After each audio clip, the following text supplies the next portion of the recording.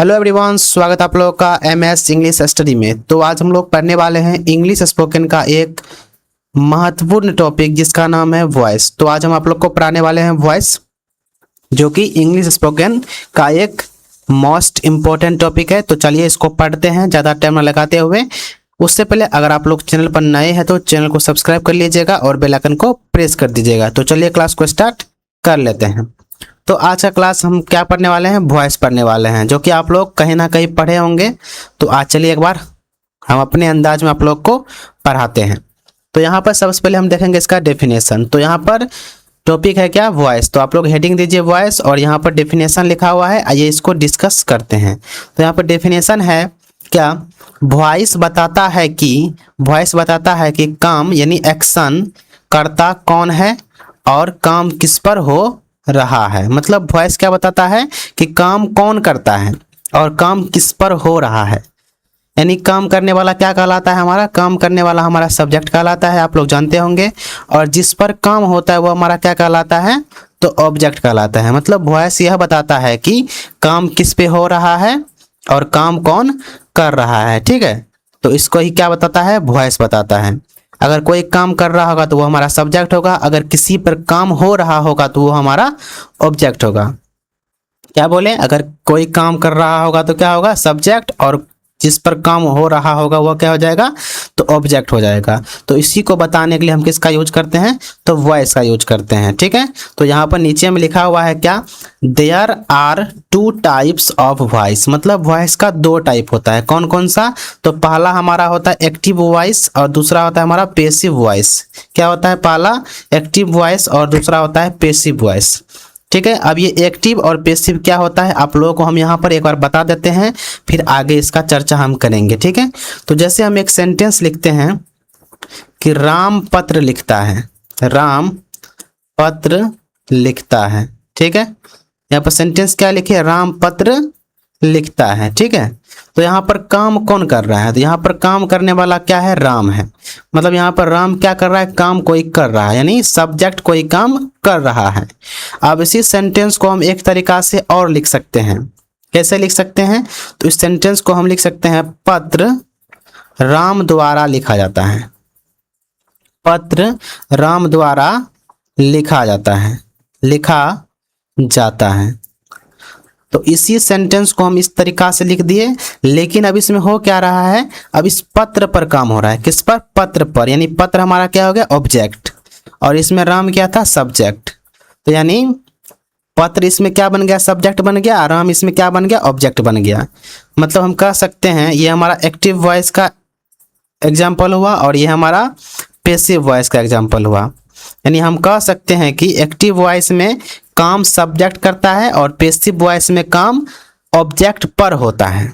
ठीक है, तो यहाँ से यह क्लियर हो गया होगा कि एक्टिव और पेसिव क्या होता है। आगे और लिखा हुआ है, आगे यहाँ पर देखिए एक्टिव वॉइस और पेसिव वॉइस लिखा हुआ है, इसको हम देखने वाले हैं।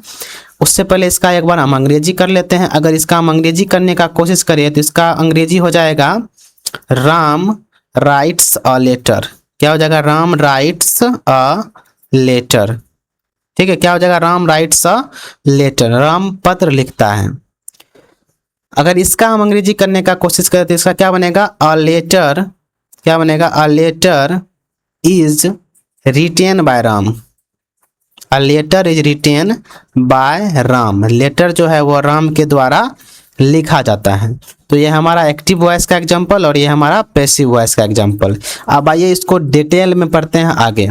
तो यहाँ पर डिटेल में लिखा हुआ है क्या? एक्टिव वॉइस और यहाँ पर है पेसिव वॉइस। तो पहले हम एक्टिव वॉइस को क्लियर कर लेते हैं, क्योंकि आज का जो हमारा टॉपिक है उसमें हम सिर्फ पेसिव वॉइस को पढ़ने वाले हैं। क्यों? क्योंकि एक्टिव वॉइस को हम पढ़ चुके हैं। कब पढ़ चुके हैं आप लोग को पता होगा? नहीं पता है। जब आप लोग को टेंस पढ़ा रहे थे तो टेंस को ही हम एक तरीका से क्या बोल देते हैं? Active voice. टेंस को क्या बोलते हैं? Active voice. अब उसी टेंस को जो हम दूसरे तरीका से लिखते हैं उसको हम बोलते हैं पेसिव वॉइस। यानी हम एक्टिव वॉइस को पढ़ चुके हैं। इस लेक्चर में हम पढ़ेंगे पेसिव वॉइस, लेकिन यहाँ पर हम दोनों को समझाना चाहेंगे, दोनों में क्या डिफरेंस है। ओके, तो यहाँ पर आइए देख लेते हैं एक बार। तो यहाँ पर अब क्या लिखा हुआ है? Active voice. तो एक्टिव वॉइस का एग्जांपल क्या बोलते हैं, डेफिनेशन एक बार देख लीजिए। तो एक्टिव वॉइस में क्या होता है, सब्जेक्ट खुद काम करता है, मतलब एक्टिव वॉइस में सब्जेक्ट खुद काम करता है। कैसे, जैसे यहाँ पर एक एग्जांपल लिखते हैं, जैसे मोहन खाना खाता है।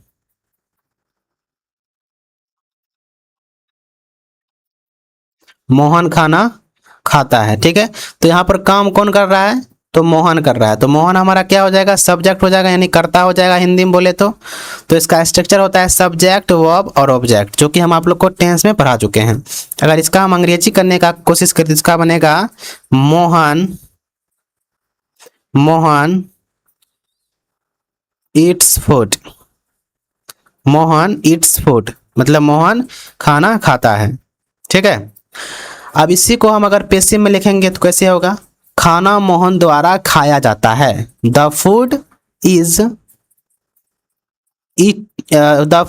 ईटेन बाय मोहन, मतलब खाना मोहन द्वारा खाया जाता है। मतलब यहाँ पर जो अभी हम लिखे हैं इसको हम बोल सकते हैं एक्टिव वॉइस, जो कि हमारा टेंस का एक एग्जांपल हो गया। मतलब कौन सा टेंस, तो ये हमारा हो गया प्रेजेंट इंडेफिनिट टेंस हो गया, ठीक है।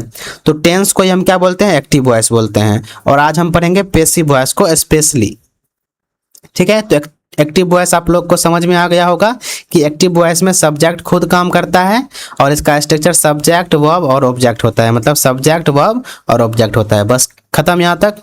अब बढ़ते हैं पैसिव वॉइस की तरफ। तो यहाँ से हमारा क्लास इम्पोर्टेंट हो गया है, तो यहाँ से आप लोग बहुत ही अच्छे तरीका से देखिएगा, ठीक है।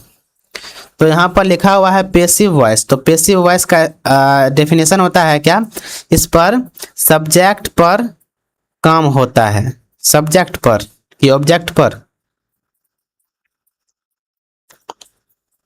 तो यहाँ पर गलती लिखाया है, यहाँ पर क्या होगा, ऑब्जेक्ट पर काम होता है। किस पर काम होता है, तो ऑब्जेक्ट पर काम होता है, ठीक है।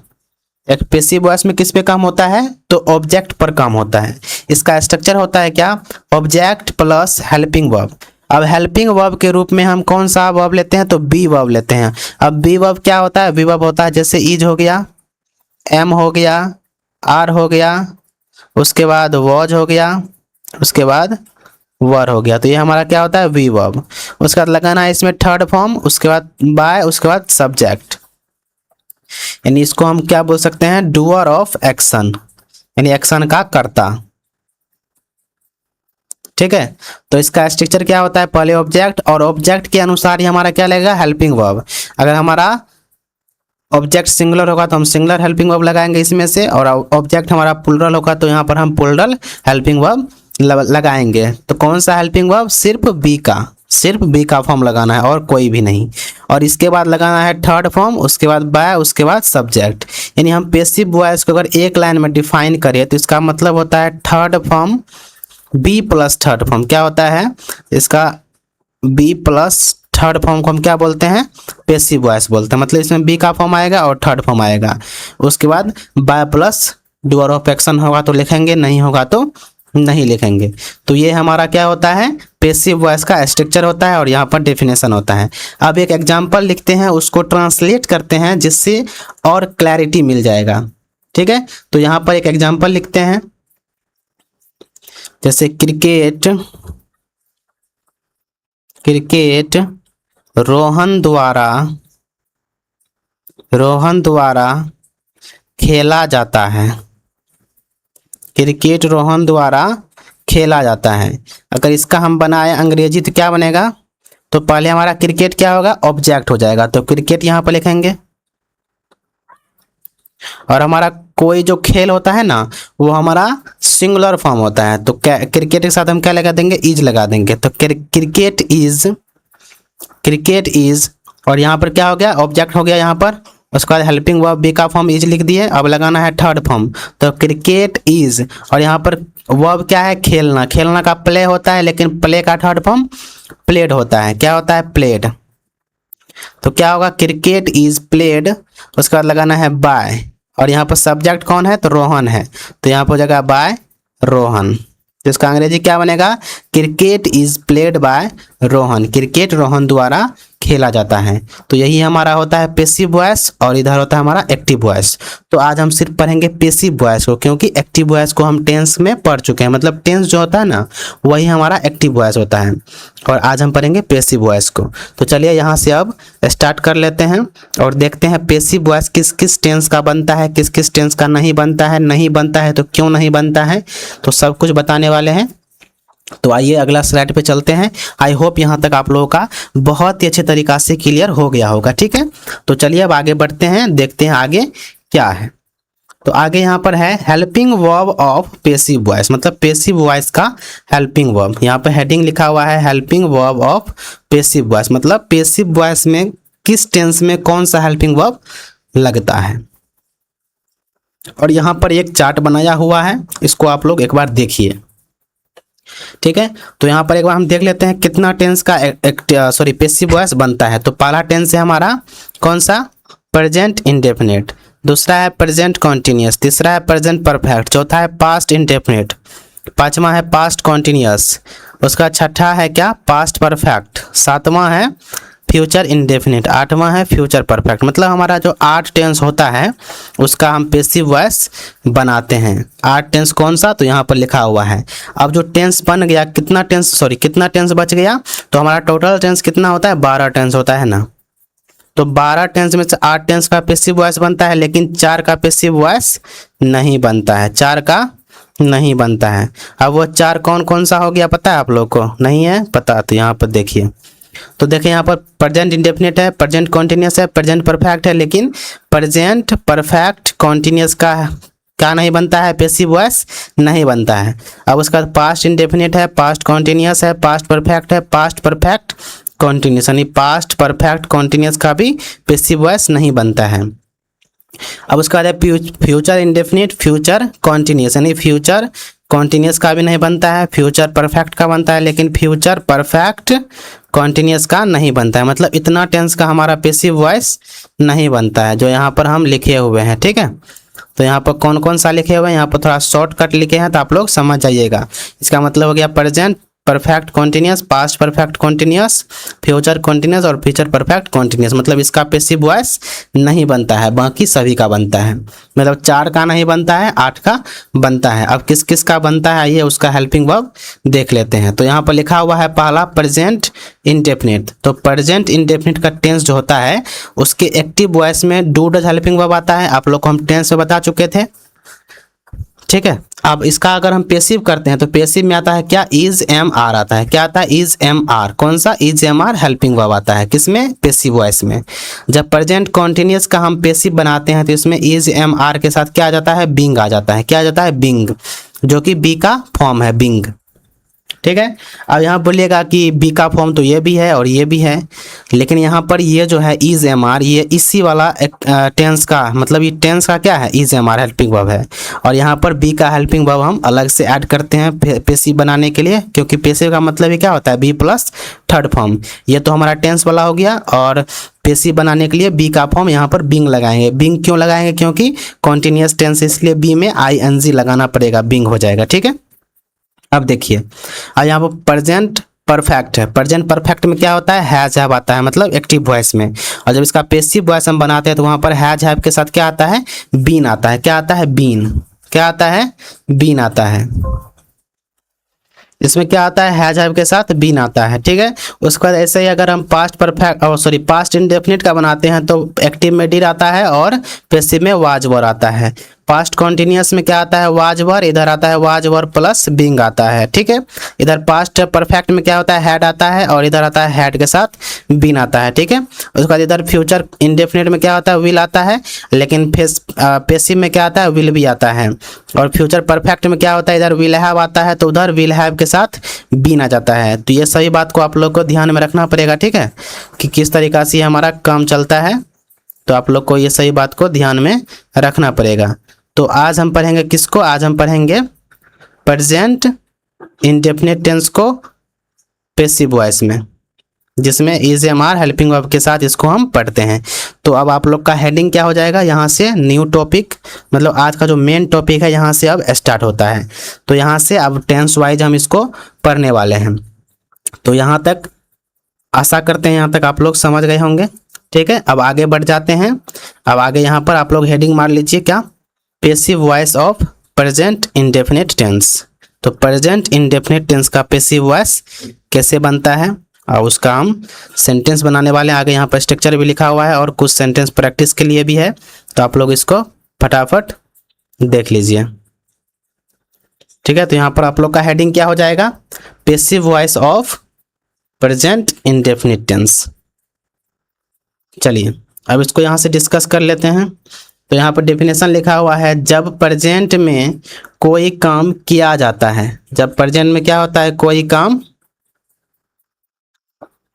काम किया जाता है, जब प्रेजेंट में कोई काम किया जाता है तो वहां पर हम क्या लगाते हैं, पैसिव वॉइस।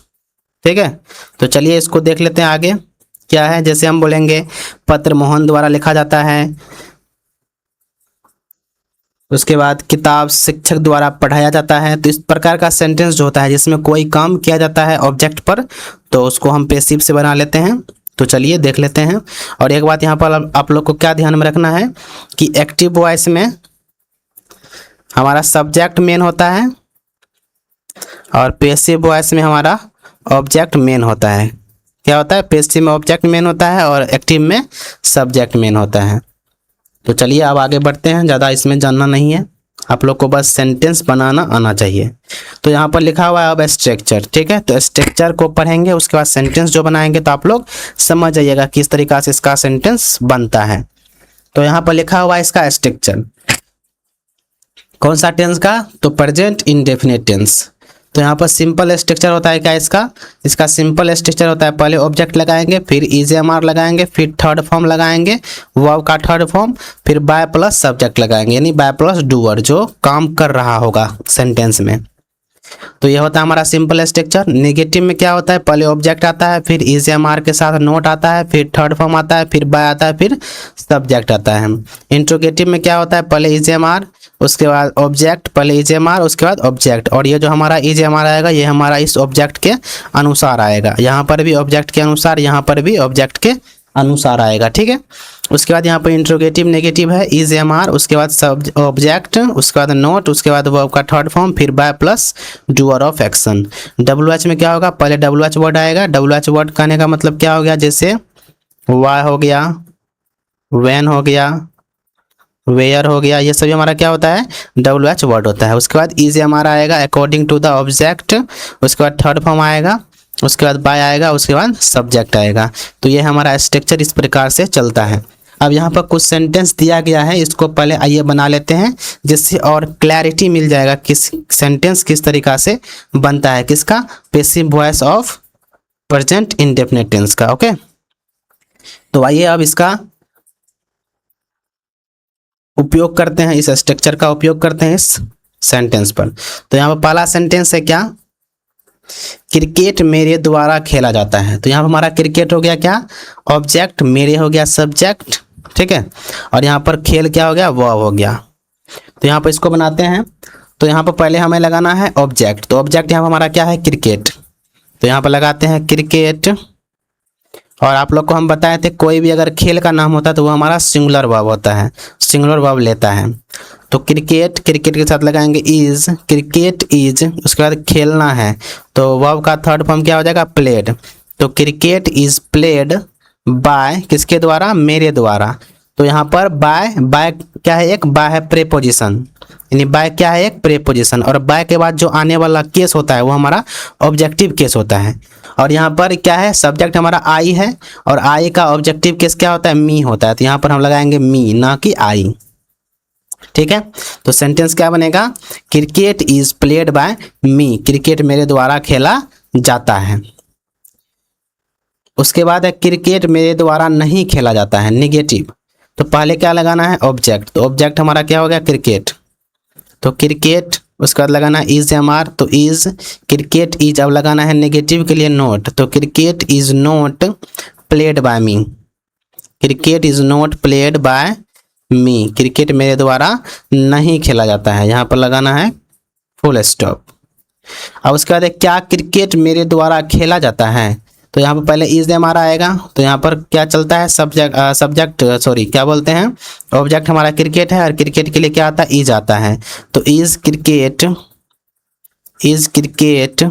क्रिकेट अब लगाना है third form, is cricket played by me, is cricket played by me.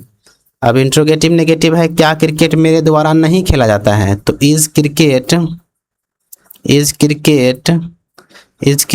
Not played by me, is cricket not played by me, is cricket not played by me. ठीक है। अब उसके बाद एक मेरे द्वारा क्रिकेट क्यों खेला जाता है, तो क्यों के लिए हम वाई लगाते हैं, तो why is cricket played by me. ठीक है, why is cricket played by me. Okay, तो इस तरीका से हमारा सेंटेंस बनता है। ठीक है, चलिए तो अब आगे इसका प्रैक्टिस सेट है, तो जिसको पहले खुद आप लोग कीजिएगा, उसके बाद हम करेंगे, और आप लोग अपना स्कोर कमेंट बॉक्स में बताइएगा। ठीक है, चलिए तो यहाँ तक आप लोग समझ गए होंगे। अब चलिए बढ़ते हैं प्रैक्टिस की तरफ। तो यहाँ पर सबसे पहले हम प्रैक्टिस करने वाले हैं कौन सा सेंटेंस, तो सिंपल सेंटेंस। तो ये हमारा सिंपल का स्ट्रक्चर है, किसका, सिंपल सेंटेंस, जिसको हम अफर्मेटिव भी बोलते हैं। क्या बोलते हैं, अफर्मेटिव भी बोलते हैं। इसका स्ट्रक्चर होता है ऑब्जेक्ट, उसके बाद इज एम आर, उसके बाद थर्ड फॉर्म, फिर बाय प्लस सब्जेक्ट। तो यहाँ पर नीचे में कुछ सेंटेंस लिखा हुआ है, आप लोग इसको पहले खुद से बनाइए, उसके बाद हम बनाएंगे, तो आप लोग इसको मैच कीजिएगा। ठीक है, तो आप लोग इसको फटाफट पहले बनाइए।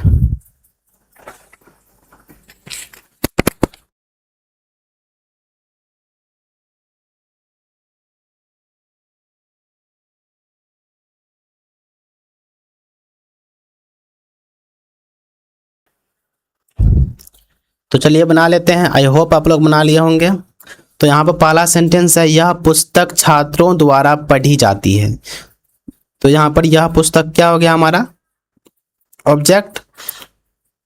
तो यह पुस्तक का क्या होता है, दिस बुक, क्या होता है, दिस बुक। ठीक है, दिस बुक, उसके बाद लगाना है इज एम आर। तो दिस बुक, तो बुक कितना है, एक है, तो दिस बुक इज, और पढ़ना का थर्ड फॉर्म मतलब रीड, फर्स्ट फॉर्म रीड होता है, सेकेंड फॉर्म रीड ही होता है, लेकिन इसको हम रेड पढ़ते हैं। ठीक है, तो this book is read by, किसके द्वारा, तो छात्रों के द्वारा, यानी स्टूडेंट्स। तो सेंटेंस क्या बनेगा, this book is read by students.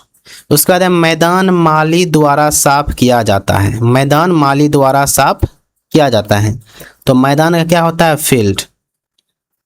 तो यहाँ पर लगाना है द फील्ड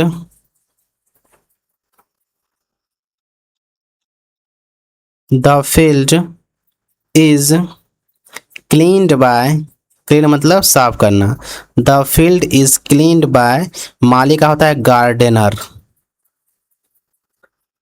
ठीक है, गार्डनर होता है, स्पेलिंग थोड़ा सा देख लीजिएगा आप लोग। The field is cleaned by gardener. ठीक है, उसके बाद दूध दुकानदार द्वारा बेचा जाता है। तो दूध का क्या होता है, मिल्क। तो मिल्क इज, तो मिल्क हमारा अनकाउंटेबल नाउन होता है, जो कि सिंगुलर वर्ब लेता है। तो मिल्क इज, और बेचना का होता है सेल, सेल का थर्ड फॉर्म सोल्ड होता है। तो milk is sold by shopkeeper. क्या बनेगा, milk is sold by shopkeeper. उसके बाद यह गीत बच्चों द्वारा गाया जाता है। दिस सॉन्ग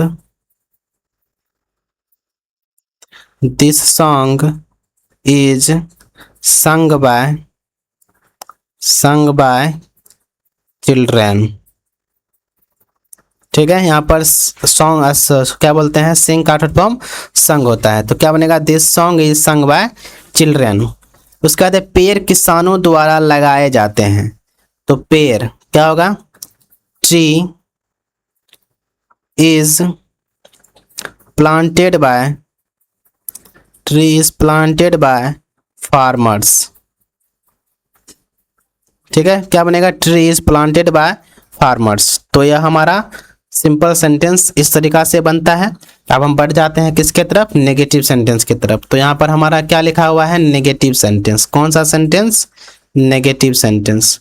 इसका स्ट्रक्चर होता है object plus is am are, उसके बाद लगाना है नोट, उसका थर्ड फॉर्म, फिर बाय प्लस सब्जेक्ट। तो इसके बेस पर नीचे सेंटेंस दिया गया है जिसको आप लोग पहले खुद से बनाइए, ठीक है। उसके बाद हम बनाएंगे, आप लोग उसको मैच कीजिएगा। तो आप लोग इसको फटाफट बनाइए।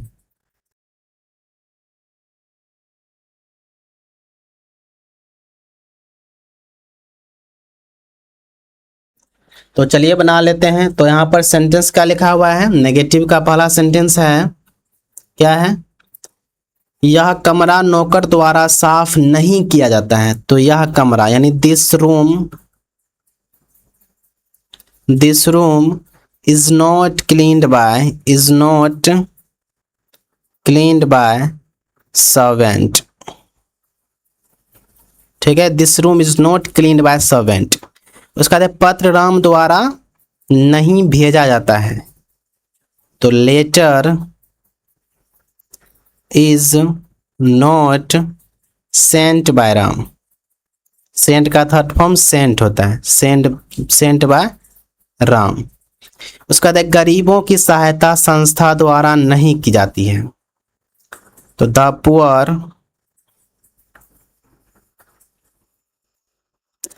पुअर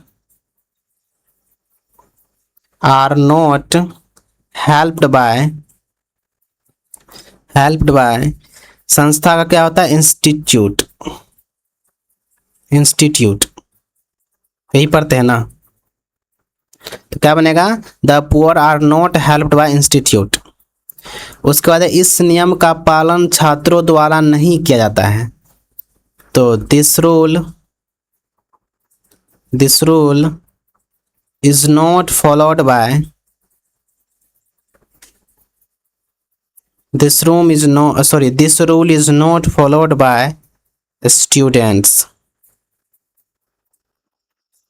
अगला सेंटेंस है समाचार रिपोर्टर द्वारा सही ढंग से नहीं बताया जाता है। तो क्या बनेगा, द न्यूज इज नॉट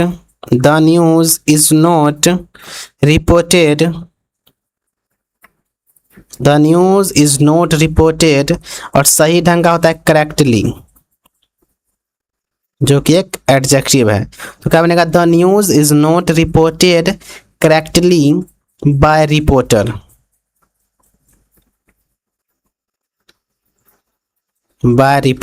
ठीक है।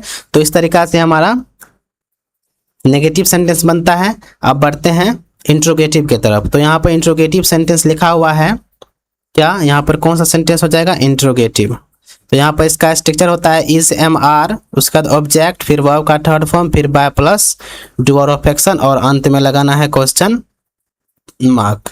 तो यहाँ पर इसके बेसिस पे नीचे 5 सेंटेंस है, इसको आप लोग फटाफट बनाइए।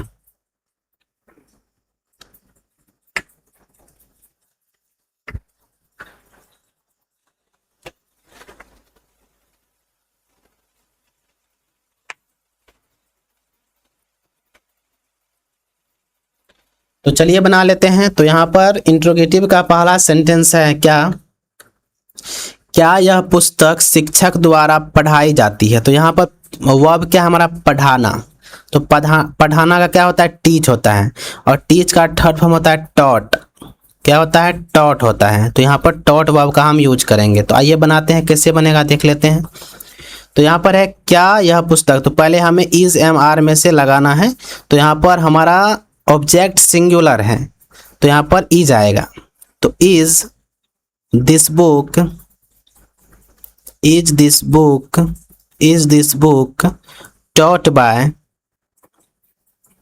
taught by the teacher. यही बनेगा, क्या बनेगा, is this book taught by the teacher. ठीक है। उसके बाद क्या भोजन रसोइये द्वारा परोसा जाता है। तो क्या भोजन, तो भोजन हमारा क्या होता है, सिंगुलर होता है। तो इज फूड सर्व्ड बाय, सर्व होता है ना, सर्व मतलब परोसना, तो इसमें ईडी लगा देंगे। तो सर्व्ड बाय, तो क्या बनेगा, the is food served by किसके द्वारा? रसोइया द्वारा। रसोइया क्या होता है? कुक होता है, तो द कुक। कुक मतलब रसोइया हम बोल सकते हैं। तो क्या बनेगा? Is food served by the cook. उसके बाद है क्या सड़क, एक मिनट इसको हटाने दीजिए पहले। उसके बाद है क्या सड़क मजदूरों द्वारा बनाई जाती है? तो सड़क, तो सड़क हमारा सिंगुलर होता है, तो इज रोड। Is road. बनाना, बनाना का क्या होता है? बिल्ड। बिल्ड होता है ना, BUILD। बिल्ड का सेकेंड फॉर्म या थर्ड फॉर्म क्या होता है? बिल्ट होता है। क्या होता है? बिल्ट। तो यहाँ पर बिल्ट का प्रयोग करेंगे, तो is road built by, built by. और यहाँ पर मजदूरों का हो जाएगा, या तो लेबर लगा लीजिए या तो वर्कर्स लगा लीजिए। ठीक है, तो यहाँ पर वर्कर्स लिखना थोड़ा ज़्यादा बेहतर रहेगा। तो क्या बनेगा? Is road build by workers. यहाँ पर चाहे तो आप लोग द लगा सकते हैं, is the road built by the workers, तो उससे कोई दिक्कत नहीं है, वो थोड़ा स्पेसिफिक हो जाता है द लगाने के बाद, ऐसे भी सही है। उसके बाद है क्या छात्रों को प्रधानाचार्य द्वारा पुरस्कार दिया जाता है? तो क्या बनेगा? Are the students, are the students, are the students. और पुरस्कारित का क्या होता है? अवॉर्डेड। अवॉर्डेड क्या? प्राइजेस। क्या बनेगा? Are the students awarded prizes by, किसके द्वारा? किसके द्वारा? तो प्रिंसिपल द्वारा, तो बाय द प्रिंसिपल।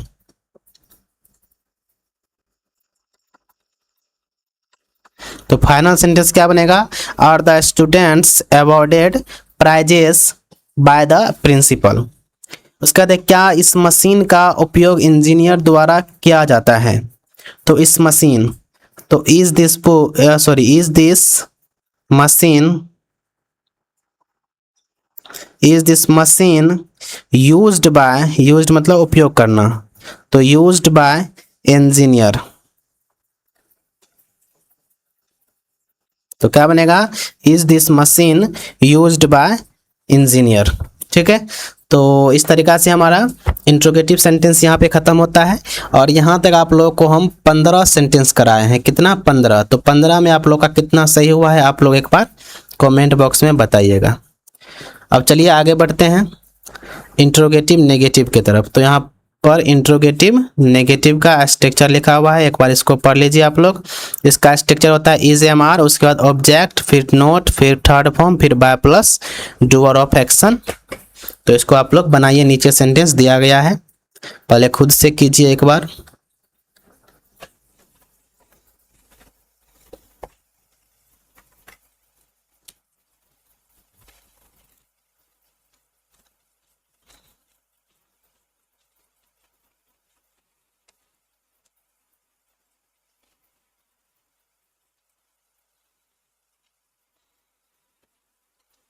तो चलिए बनाते हैं।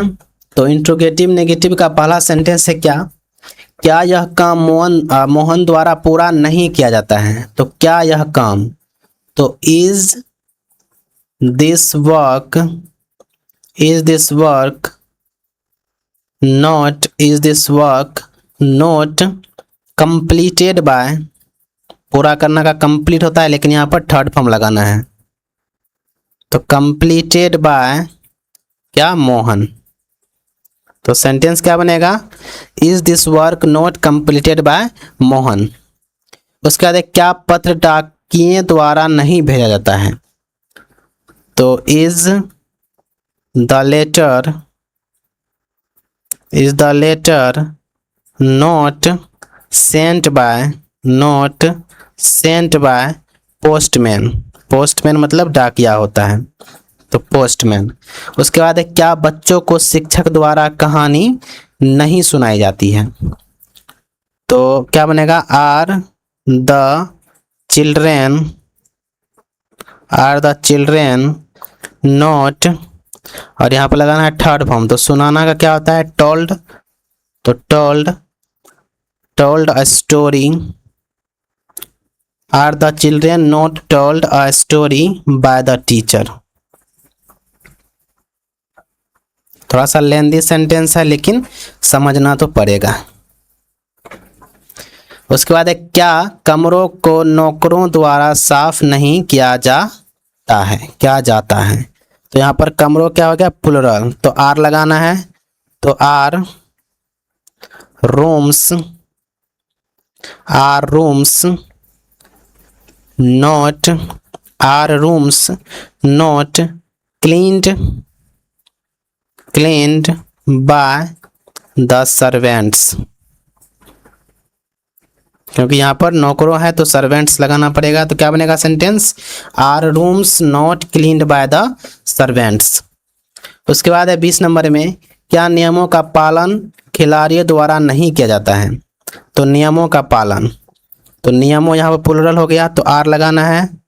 Are rules, are rules not followed by, not followed by the players, followed by the players. तो इस तरीका से हमारा इंट्रोगेटिव नेगेटिव भी यहाँ पर समाप्त होता है। अब हम बढ़ते हैं थोड़ा मोस्ट डिफिकल्ट सेंटेंस, जिसका नाम है WH क्वेश्चन वर्ड।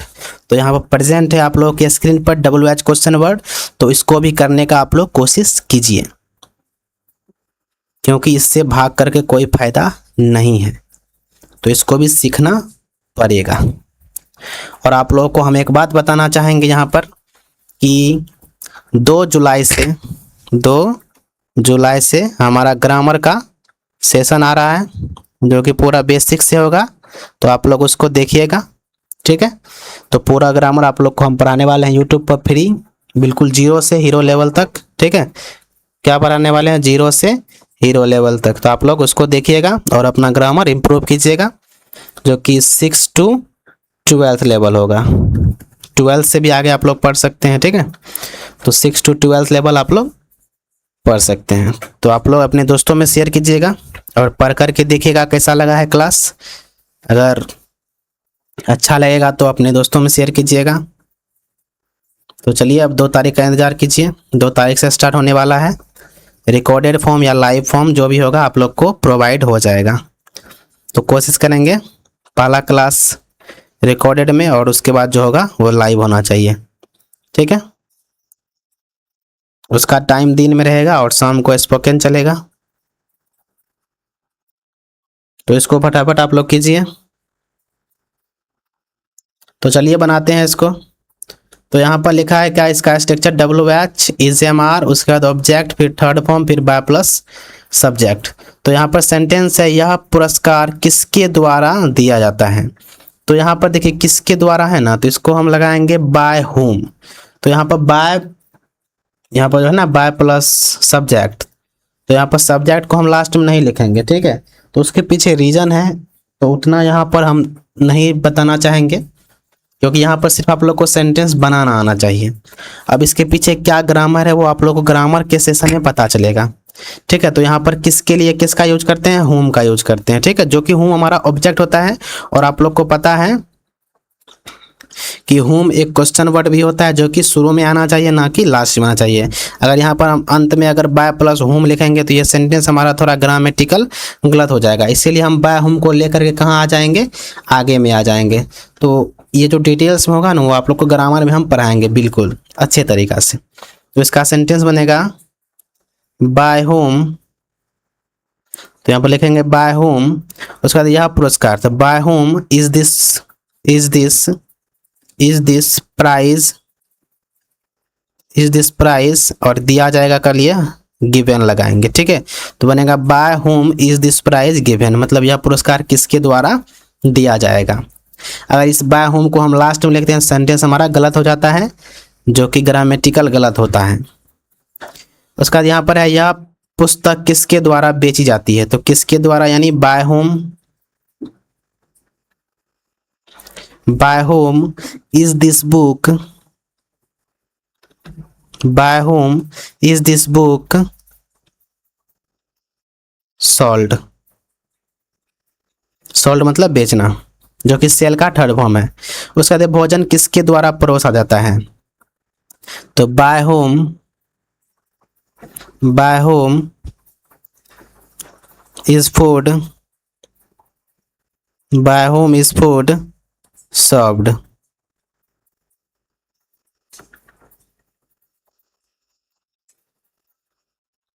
ठीक है, उसके बाद छात्रों को किसके द्वारा बुलाया जाता है? तो by whom are the students,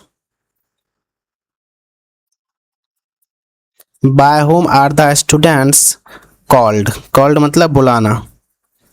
उसका बाद इस मशीन का उपयोग किसके द्वारा किया जाता है? तो by whom is this machine, is this machine used.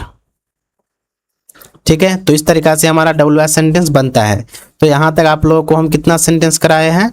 तो यहाँ तक आप लोग को हम कराए हैं 25 सेंटेंस। 25 में कितना से आप लोग अपना स्कोर बता करके यहाँ से जाइएगा। ठीक है, तो यहाँ पर हमारा आज का क्लास क्या होता है, ख़त्म होता है।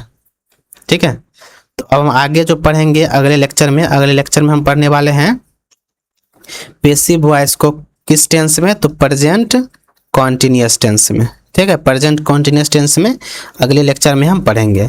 तो यहाँ तक आप लोग को क्लास कैसा लगा है आप लोग बता करके जाइएगा कि वॉइस का क्लास कैसा लगा है। ठीक है, और ग्रामर का सेशन 2 जुलाई से स्टार्ट होने वाला है। कितना से? 2 जुलाई से। तो आप लोग उसको भी ज़रूर देखिएगा। ठीक है, तो चलिए आज के लिए बस इतना ही रखते हैं। मिलेंगे नेक्स्ट क्लास में, वॉइस के नेक्स्ट क्लास में, जिसमें हम पढ़ेंगे प्रेजेंट कॉन्टिन्यूअस का पैसिव वॉइस। तो चलिए आज के लिए बस इतना ही रखते हैं। मिलेंगे नेक्स्ट क्लास में, तब तक के लिए जय श्री कृष्णा, राधे राधे, आपका दिन शुभ हो।